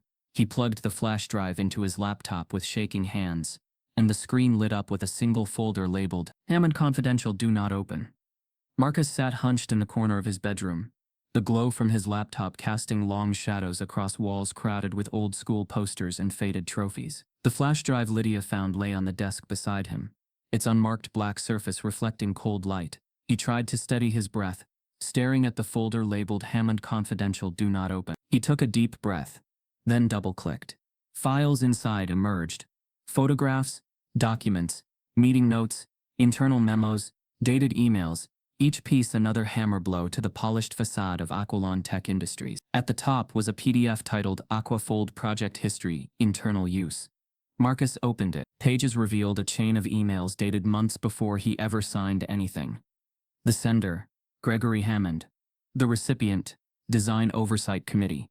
Subject, Preliminary Filtration Concept. Ready for internal review. Attached scanned versions of Marcus's original sketches. Dated, signed MJ, The next emails discussed contacting young student and acquiring IP rights through contract. One message stood out. We must keep public face clean. Child involvement could raise legal regulatory red flags. Better to present this as Aquilon's R&D. Marcus's throat tightened. This was explicit. Not a slip-up, but a plan. He opened another file. The text message log from the unknown number. Dates, times, metadata. The earliest message, the one reading "I saw what you drew today," came just 2 days after the class incident. The sender's phone number was untraceable on public registries, but the location data matched the school's parking lot that afternoon. He exhaled slowly, feeling the air burn in his lungs. Tears threatened, but he blinked them back. Anger, shame, betrayal, they all roared inside him, but beneath them pulsed something firmer, a resolve. If this was their plan to erase him, bury his name, rewrite history, he would dig the truth out by force. The next day at school, Marcus moved quietly through the halls, avoiding stares but not hiding. He visited the guidance counselor's office and asked to see archived copies of the previous year's class materials for room 214. He told the counselor he was preparing a project for university applications and needed references. The counselor frowned but handed him a bound pack, class photos, assignments, attendance sheets. In the cafeteria, at lunch, Marcus sat by a window, pulling out the printed documents from the night before, the internal memo, the original email chain, the photographs, the sketch scans. He didn't hide them. Across the room, some classmates noticed the papers spread out in front of him. Whispers began. He didn't care. He needed witnesses, faces who remembered who he was before the corporate logos overshadowed him. That afternoon he walked to the local library. He registered for public computers, under a pseudonym, just to be safe. He opened a word processing document, titled "The Truth Behind Aquafold." He began typing. The timeline, from sketchbooks snatched in class, to backyard shed work, to mysterious messages, to contract signing, under pressure, to corporate appropriation, to public erasure of his identity. He inserted scans of the original sketch, email screenshots, dated metadata statements from the flash drive. At the end, he typed, "This is not just about profit. It's about who gets to build, who gets erased, who gets hurt." When he finished, he exported the file as a PDF, a dossier ready to be sent out, posted, public. He sat back for a moment. His fingers trembled. Already he felt the weight of what he was doing. A soft ping startled him. An email from an anonymous new address. "If you publish this, I can't protect you." He stared at it.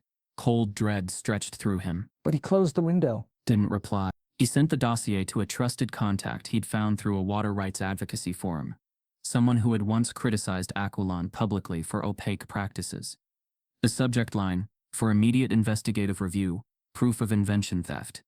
He pressed send. Even as he moved, the consequences began. That evening, a car slowly idled in front of his house. He saw the silhouette of a man in the tinted windshield. As he looked out the window, the engine idled quietly. Then it drove off. Marcus froze for a moment. But after hours of fear, paranoia felt like an old wound. He closed the curtains, locked every door. His mother knocked before bedtime. Her eyes were worried, gentle, protective. "Marcus, you sure you're all right?" He swallowed. "I'm fine, Mom. Just want to get some rest." She placed a hand on his shoulder. "You know, if you need help, anyone, I'm here." He nodded, voice soft. "I know." As she walked away, he exhaled. But sleep didn't come. Instead, he stared at the ceiling, mind racing with public records, social media threads, press releases, whistleblower reports. He didn't know if people would listen. He didn't know if his evidence was enough, but he knew it was true. 2 nights later, he received a call from a newsroom, a national digital news outlet. A producer introduced herself. She'd reviewed the dossier, confirmed metadata, cross-checked sketches, and wanted to run the story. She asked him to prepare for an on-record statement. His name, his story, his truth. Relief and fear twisted deep inside him. He agreed, but only after hours of negotiation. They promised anonymity at first, then gradual release. His name would appear. He wanted that. On the morning of publication, he sat with his mother, both of them holding trembly coffee mugs in silence. The article published at 9:03 a.m., blazing across social media, instant news feeds, water rights networks. The headline, "Black Teen Claims He Invented Aquafold, Company Denies It." He stared at the screen. Photos of his old sketches accompanied the article. The posting included time-stamped design files, email chains, school records, side-by-side comparison, a photo of Marcus working in the shed 2 years ago, and the current commercial product on the company's website. Within minutes, responses surged. Supportive, angry, skeptical. Some protesters demanded a boycott of Aqualon. Some public interest organizations declared intent to investigate. Some tech blogs already smelt scandal. At school that day, the atmosphere was electric. Some students looked at him anew, not with mockery, but shock. Others with pity. Some avoided his gaze. Teachers avoided him altogether. In class, the teacher from room 214, not Mr. Hammond, but a substitute, glared at him when he walked in. The whispers followed. He could feel them tracing through the air, sharp, cutting. At cafeteria lunch, a girl he barely knew approached him quietly. She extended her phone, tears glimmering. "I'm sorry," she said. "I didn't know. Nobody knew." He accepted her silent apology with a nod. Back home, the phone buzzed again. More threats, more warnings, this time with a tone of legal pressure. "Withdraw your claim, or we expose things worse." Marcus swallowed hard. Fear tickled the back of his throat, but now it was joined with resolve. He opened his laptop, the dossier still there. He opened a new document. He began typing a list, names of people who had helped him, the guidance counselor who handed the records over, the advocacy journalist trusting him, the kind girl in the cafeteria, and those who had betrayed him, names from the internal emails, technocrats, executive. He typed, "If justice fails me, the truth will still stand." Then he closed the laptop. He looked at his mother, sitting silently in the living room chair, exhaustion etched on her face. She rose, stood in front of him. "Whatever happens," she said softly, "I'm proud of you." He met her eyes, heart pounding. "Thank you." That night, as wind whispered outside and the house settled in quiet, Marcus stood at his bedroom window. He saw movement, a dark sedan briefly reflecting streetlight. As it passed, he waited. Nothing else. He closed the curtain. In the dark, his phone buzzed again. A final message. No words, just an image. His little sister Lydia, asleep in her bed. Then a second shot showing the empty driveway outside their home. No footprints, no shadows. The camera angle, it had been taken from inside. He blinked. The screen glowed in dim light. Fear closed around him like a trap. He swallowed, voice hoarse. "You're threatening the wrong person." He stood, hands trembling, and opened the folder again, the one marked Hammond Confidential. He scrolled down to the bottom. A final file name caught his eye. Audio testimony, board meeting confession. He hovered his finger over the file. A low hum of digital tension filled the silence. He closed his eyes. As he pressed play, a calm male voice filled the room. Cold, corporate, calculating. "Yes, I admit it.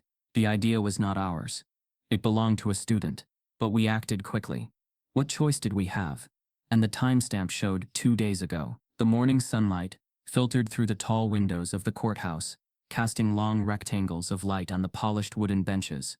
Marcus Johnson sat at the plaintiff's table, hands folded tightly in front of him, eyes fixed on the dignified, stern-faced judge presiding over the case. Beside him, his mother held a tissue, her fingers trembling ever so slightly, a quiet testament to the emotional stakes mounting behind them. The courtroom overflowed. Cameras lined the perimeter. Reporters scribbled into notepads. Cameras flashed when the defendants entered.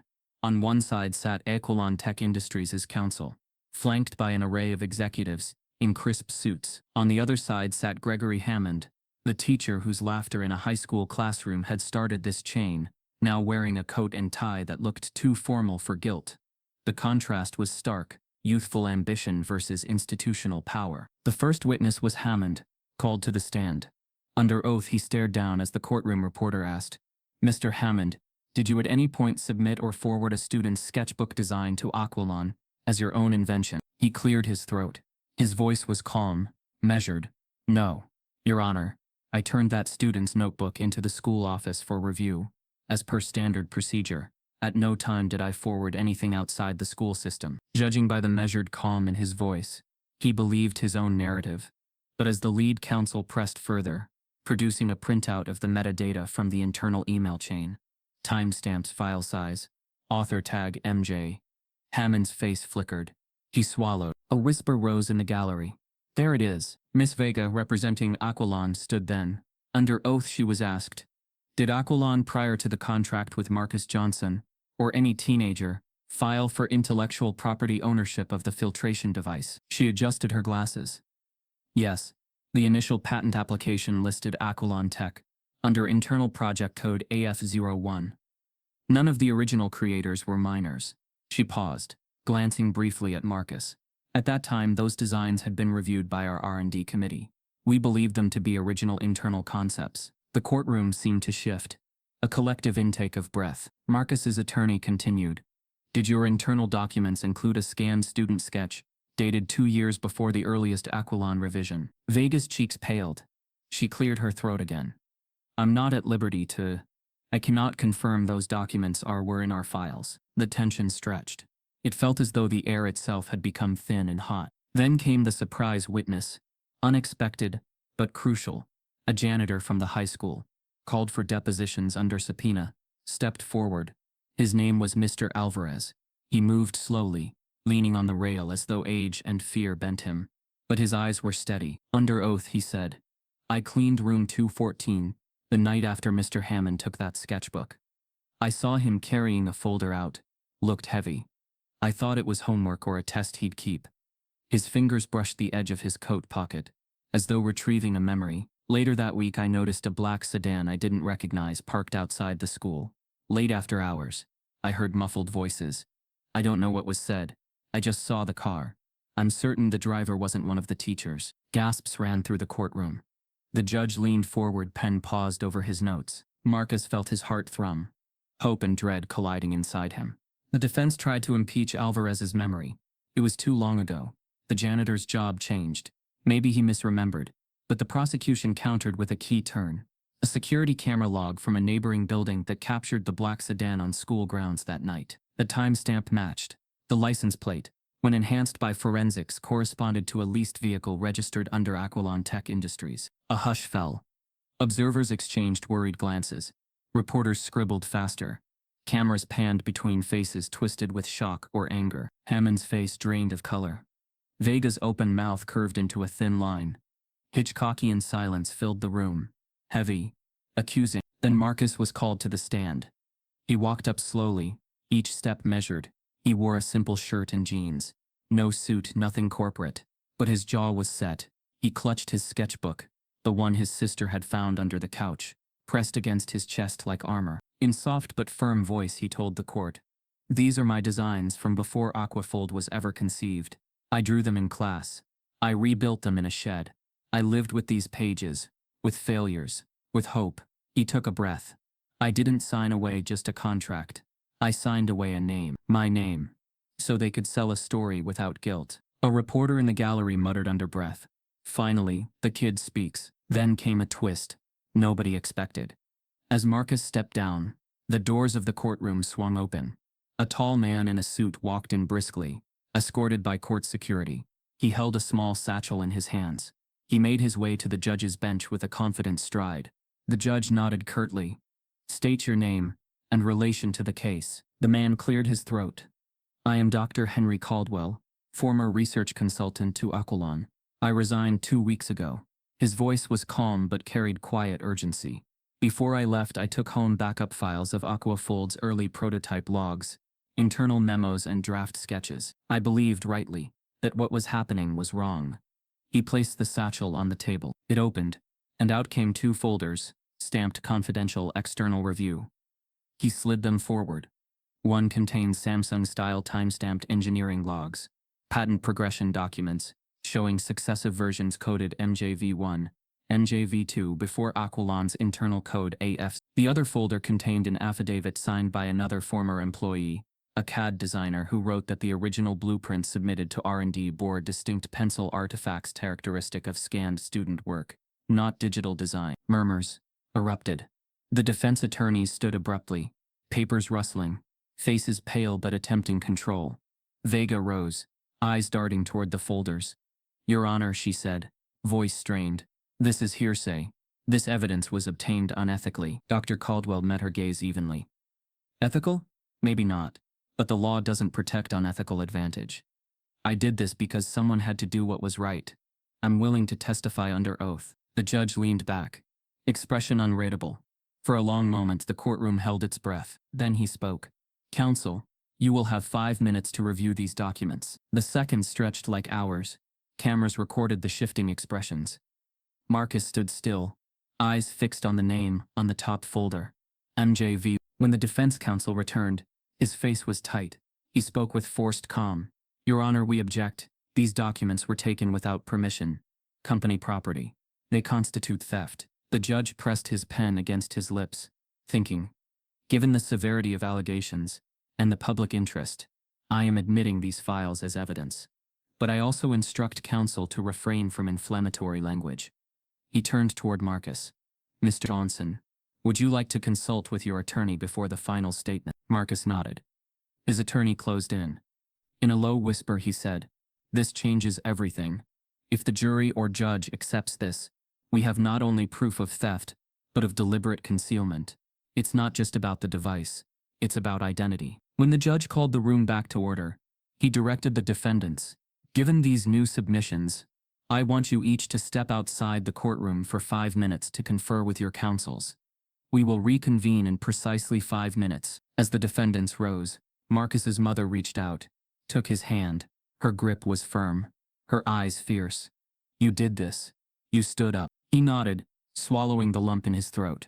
He looked around the courtroom, at reporters poised to re-enter, at jurors shifting uncomfortably in their seats, at the once confident executives now pale and shaken. He realized, suddenly, how small he felt, and how big the moment was. The seconds ticked away. Marcus closed his eyes briefly, inhaled. Silence filled the room, a silence heavy enough to crack. Then the judge returned, papers in hand. He looked slowly across the courtroom. His voice was gravelly, tired. We have heard compelling evidence this morning, he began.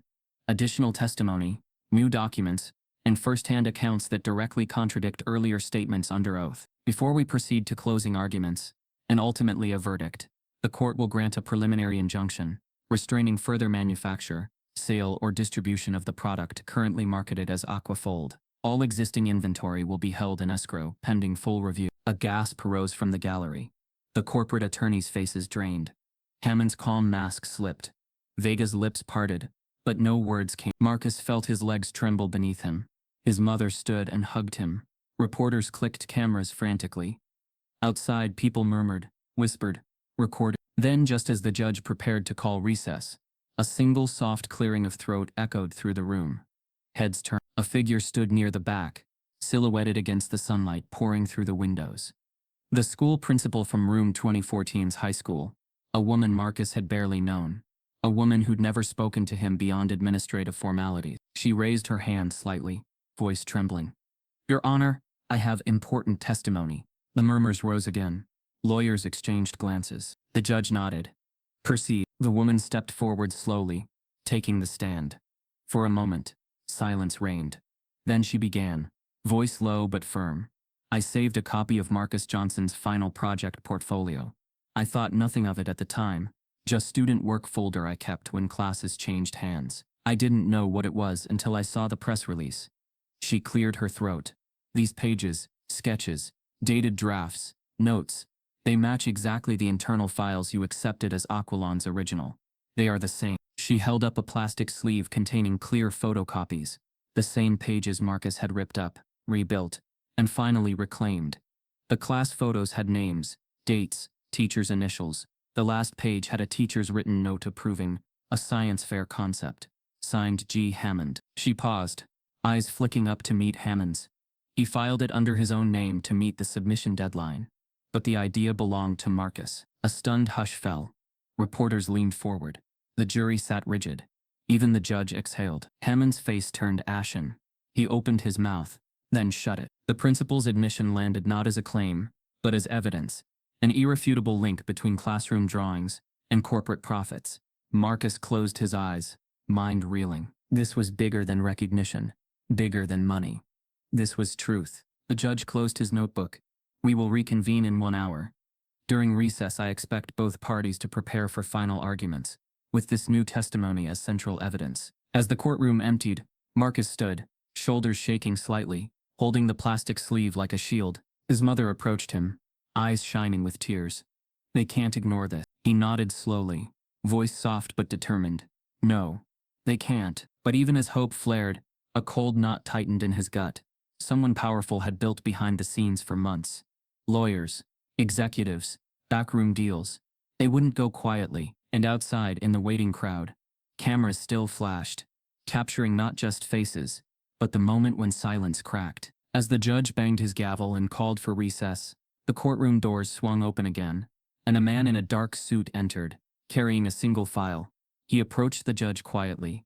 The judge's face paled. He looked at the courtroom, then back at the file. In that instant, every person in the room felt the shift. The file's label read, Top Secret, National Security, Clean Water Prototype Deployment. Silence fell heavy, and the man cleared his throat slowly. Your Honor, this case may not belong to public courts after all. The gavel's final knock echoed through the courtroom long after the wood stopped trembling. Outside, cameras flashed like staccato lightning, capturing the moment the verdict ended a long nightmare. Inside, Marcus Johnson sat rigid, chest hollow, shoulders heavy. The verdict declared him the rightful inventor, the original mind behind the device sold as Aquafold. The judge's words had been firm, clear. The intellectual property rights revert to Mr. Johnson. Aqualon Tech Industries is enjoined from production, distribution, or claiming authorship. Relief should have washed over him. It didn't. Instead, a cold emptiness crept in, spreading slowly through his limbs, like ink in water. The applause in the gallery, the cheers from reporters, the murmurs of shocked disbelief, all rang hollow. Recognition existed now, but it felt like the wrong kind. Outside the courthouse, microphones thrust upward. Lights blinded him. Reporters asked the same questions over and over. Marcus, how do you feel? Will you sue for damages? Do you expect a payout or royalties? Marcus offered a straight answer each time. I just want my name back. Something about that seemed to disappoint them, or confuse them. They expected triumph. He offered quiet. Within 24 hours, Aqualon Tech Industries collapsed. Stock plummeted. Partners withdrew. Claims and countersuits spread like wildfire. Suppliers, distributors, NGOs, all severed ties overnight. The brand name Aquafold became toxic, a symbol of theft and injustice. Journalists dug through corporate records. Several executives resigned under clouded circumstances. The company filed for bankruptcy.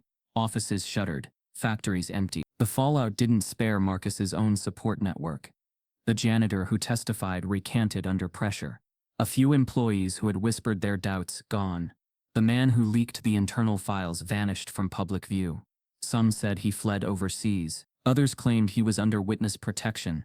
Soon, the trial that had vindicated Marcus closed in on itself. Evidence locked away. Offices sold off. Servers wiped clean. Despite the legal win, the world moved on. In classrooms, social media, even among students, people talked about the boy who almost built a water filter. Few asked what happened next. The idea, which once belonged to him and once belonged to a corporation, now belonged headlines, rumors, and accusations. At home, his mother tried to comfort him. Janice Johnson spent nights pacing the living room, eyes red, anxiety tightening around her voice. But she refused to let Marcus see fear. She'd pour coffee late, knock gently on his door, tell him you did the right thing. You stood up. He would nod, silent. Inside he cringed. What had he gained? A shout, a name, a bankrupt company, a broken house of cards. School was worse. Teachers avoided him. Some students whispered behind masks of pity and fear. Others stared with open skepticism, like he was a problem, not a person. He wandered the halls, clutching his backpack like armor.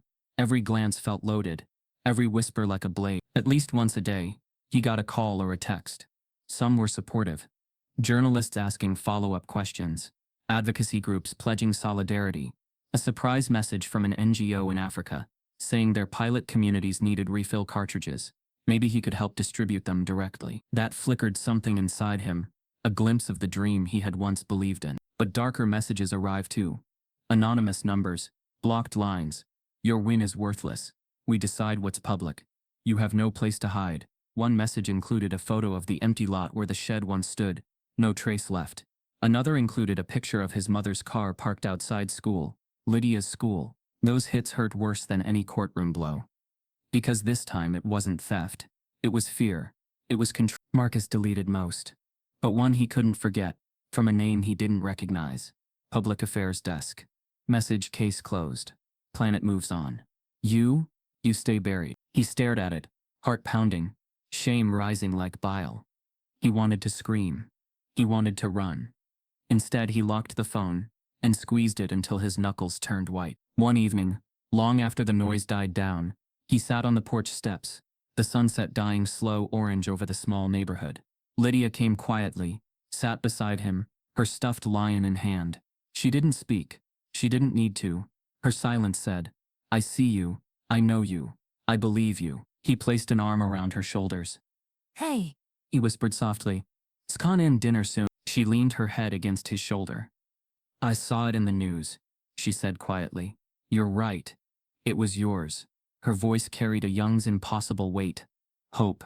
People are starting to remember your name." He closed his eyes. He wanted to believe her. He needed to believe her. Night settled in.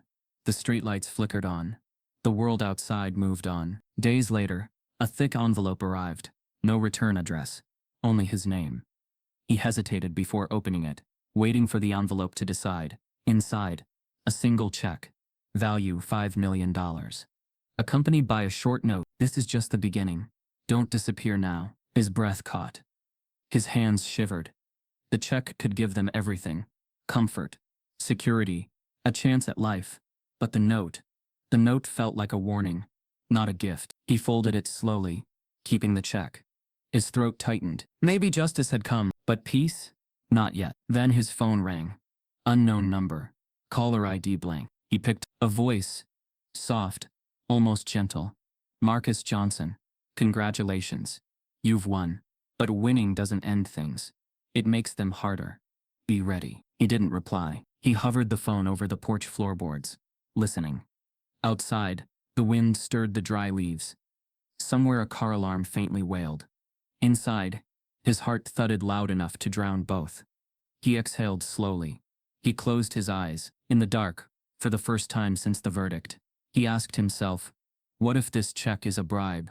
What if the real battle is only beginning? Then the line clicked silent.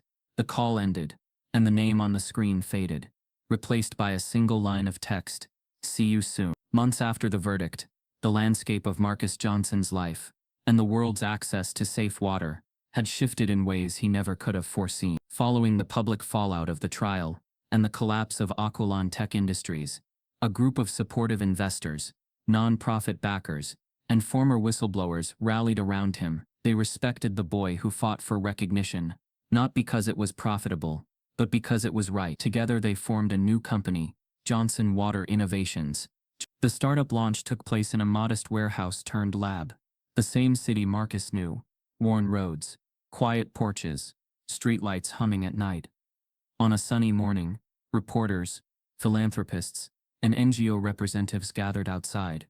Banners read, "Clean water for all, designed by the mind of a teenager, built for humanity." Marcus emerged from the warehouse doors, wearing a simple shirt and jeans, standing before a small platform.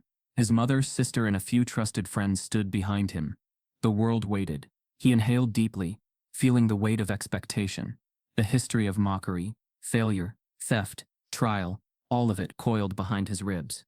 He stepped forward, voice steady, but soft. "Today," he began, "we launch not just a device, we launch hope." Behind him, the first production batch sat on wooden pallets, sleek, rugged versions of his original filtration device, updated with sustainable materials, durable hinges, efficient filters. A banner read, "JW Filter 1, clean water, anywhere." He watched as technicians unloaded units into waiting trucks, destined for remote villages, refugee camps, disaster relief zones.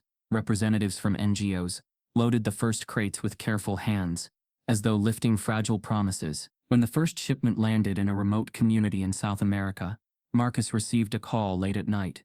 Photos arrived: children drinking clean water from JW filter units, women filling clean water jugs in dusty courtyards, elders nodding with relief. The photos spread across social media and news outlets within hours. Comments soared: "Miracle in drought zone, water for the forgotten, from backpack shed to global water relief." Marcus sat at his desk in a quiet apartment provided by the startup. He opened an email from a partner NGO in East Africa. Subject line JW filter distribution request, 20,000 units. His breath caught. He imagined what that meant. Thousands of lives improved. Waterborne diseases prevented. Dignity restored. Despite the acclaim, despite the global reach, a hollow ache still lingered. The phone calls, the interviews, the glossy photos, they celebrated the device, not always the young black inventor behind it. Sometimes his name appeared, often it didn't. The world showered praise on clean water tech, pioneering humanitarian work. The words Johnson or black teen were optional. Still, Marcus kept pushing. He worked late nights, coordinating shipments, drafting proposals for subsidized distribution, negotiating prices so communities in need could actually afford the filters. He turned down offers from big corporations wanting to reacquire the patent. He refused. This time, the idea belonged to him, to his community, to every kid who had ever been told their dreams were childish fantasy. On a rainy Thursday, as thunder rolled overhead and rain tapped the windows, his mother handed him a letter. Inside was a short note from a small town in his home state. Your filter just saved our well. Thank you. The Harpers, along with a photo of a tan-skinned family smiling around a jug of clean water. Marcus stared as droplet-shaped tears formed at the corners of his eyes. He typed back, thank you. Keep drinking. Keep living. In the weeks following, media coverage expanded. Documentaries, humanitarian awards, speeches at water access summits, invitations from global leaders to speak at climate relief forums. The boy from high school ridicule was now a voice in halls where global policy was debated. One evening, as he scanned headlines online, he froze. A major tech industry publication had run an op-ed titled, From Theft to Triumph, the untold story behind Aquafold. It recounted the whole saga, from classroom mockery, secret theft, corporate takeover, legal battle, to final vindication, and global launch, under JWI. The article named every person, including Gregory Hammond, and laid bare the injustices. He closed the tab. Relief washed over him, but so did a sharp sting. Many comments still slanted toward sensationalism, sensationalizing race, victimhood, redemption. Some praised him as a miracle kid. Others questioned, was it really necessary to drag big companies through mud? Is this what justice looks like? The tone wavered between admiration and pity. Marcus sat quietly. He realized justice hadn't erased scars. It just exposed them.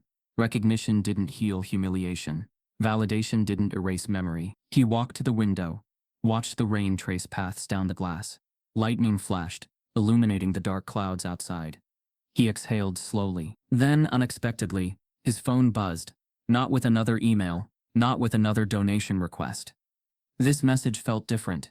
It came from a number he didn't recognize, tagged as a video file. Hesitant, he opened it. The video showed a sleek office boardroom, polished floors, glass walls, ambient lighting. A man sat behind a large mahogany desk, his face obscured by shadows, but his voice calm, cold, unmistakably corporate. Congratulations on your little startup success, kid. Here's the deal. We rebuilt the brand. We washed the name. But now the real price is coming due. As the video played, the camera panned slowly. On the wall, a framed patent certificate with Marcus's name crossed out, replaced by a shell company's name. The room glittered with luxury. The man's hands rested on the desk, fingers interlaced. You made waves, the voice continued. But waves draw storms. You think they love you now, they'll love you in public. Behind closed doors they're coming. And they won't look for problems. They'll make them. The screen went black. Silence settled across the room. Heavy, final. Marcus's heart thudded, raw and real. The smile he'd worn for months threatened to crack. He exhaled slowly. He glanced around the apartment, at the empty floor where Lydia used to sit, drawing, at the cardboard boxes ready for the next shipment, at the single diploma teacher's aid certificate he kept on his desk. He realized something he hadn't allowed himself to think. This fight was never over, because injustice wasn't always obvious. Sometimes it came in buried threats, corporate loopholes, silent reprisals, and now his phone buzzed again. Another video file. He opened it. The screen went blank. Then words faded in slowly. Next time your sister won't be so lucky. If you've ever been underestimated because of your skin, if you've watched brilliance get buried, just to protect ego and power, then you know this wasn't just Marcus's fight. It's ours. Type yes if you believe stories like his deserve to be heard. Subscribe if this broke your heart and opened your eyes.